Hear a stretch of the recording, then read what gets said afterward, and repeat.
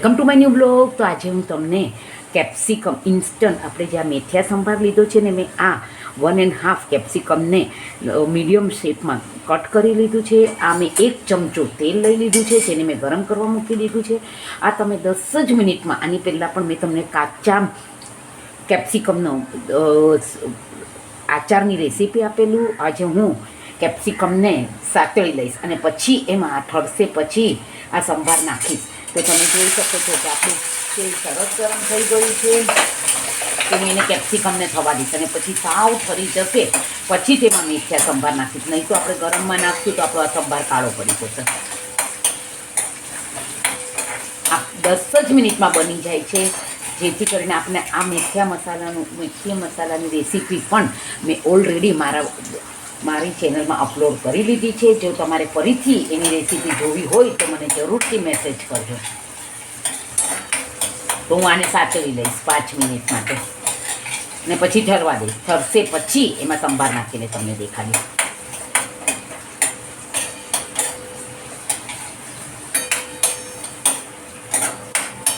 જેને કાચા કેપ્સિકમ નથી ભાવતા એ આવી રીતે પણ કરી શકે છે.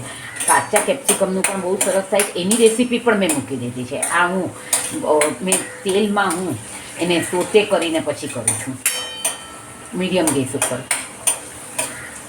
બહુ નહીં આપણે થવા દઈએ.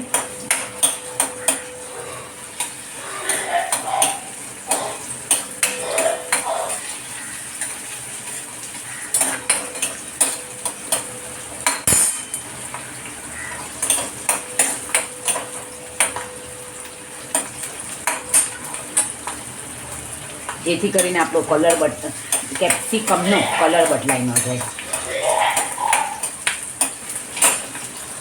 કે મેં અહીંયા ગેસ બંધ કરી દીધો છે. હવે હું એને ઠરવા દઈશ ને ઠરશે પછી આ સંભાર એમાં નાખી દઈશ. તો તમે જોઈ શકો છો કે આપણે સાવ ઠરી ગયા છે. હવે હું આમાં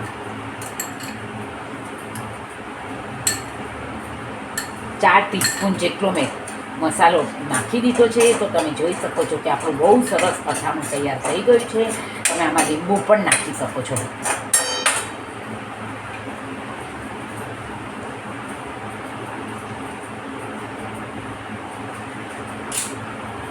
તો આમાં મેં 5 જેટલું લીંબુ નાખી દીધું છે.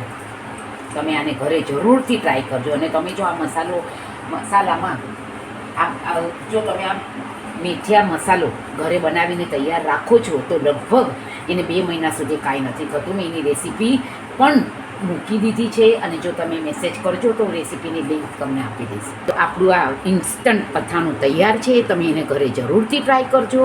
અને મારી નવી રેસીપી સામગ્રી બધું જ જોવા માટે મારી ચેનલને લાઇક કરજો, શેર કરજો, સબસ્ક્રાઈબ કરજો. See you tomorrow. Like, share and subscribe from Vaishnav food blog by Dipti Chetaliya Sanghvi.